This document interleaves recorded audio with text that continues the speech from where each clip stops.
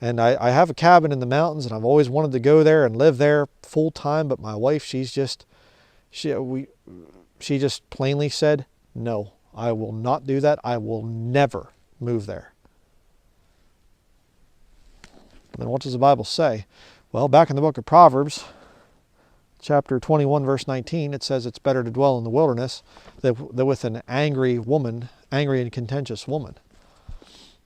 You say, well, then you're saying I should leave my wife? Well, let's see what the New Testament has to say.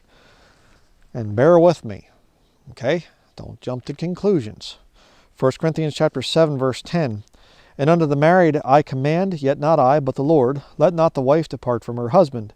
But, and if she depart, let her remain unmarried, or be reconciled to her husband, and let not the husband put away his wife. But to the rest speak I, not the Lord. If any brother hath a wife that believeth not, and she be pleased to dwell with him, let him not put her away.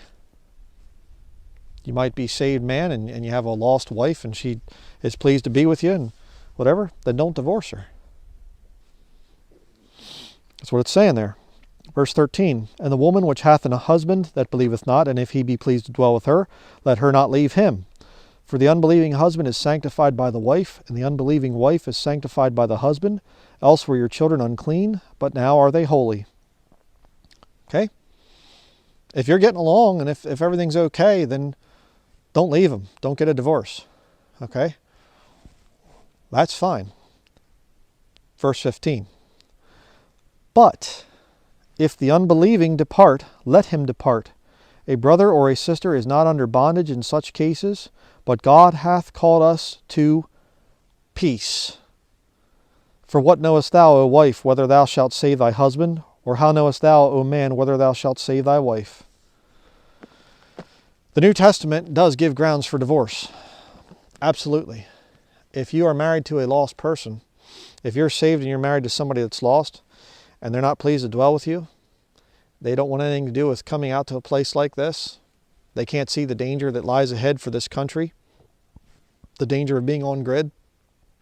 I mean, Texas, just this year, massive power outages.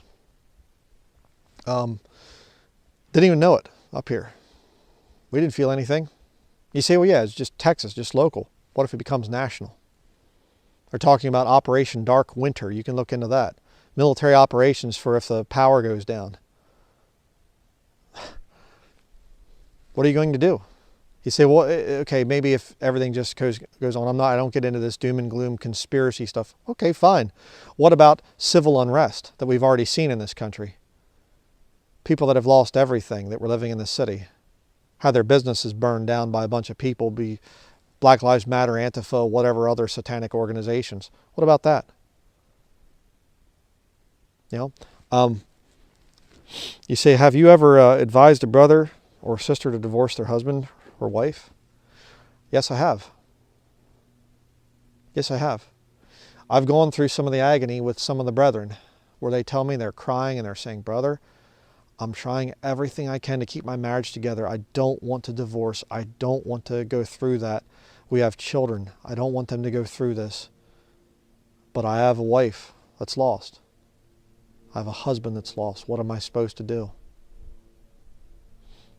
If you're not pleased to dwell together and you want to get out to a place like this, you want to get out here where there's peace, ask for the old paths, and ye shall find rest for your souls. You want to get out here if you're a man and you have a cabin someplace, some land, and it's a beautiful place, that's where you find your peace at, and you have a wife that's contentious and angry, and she will not change her mind, leave her.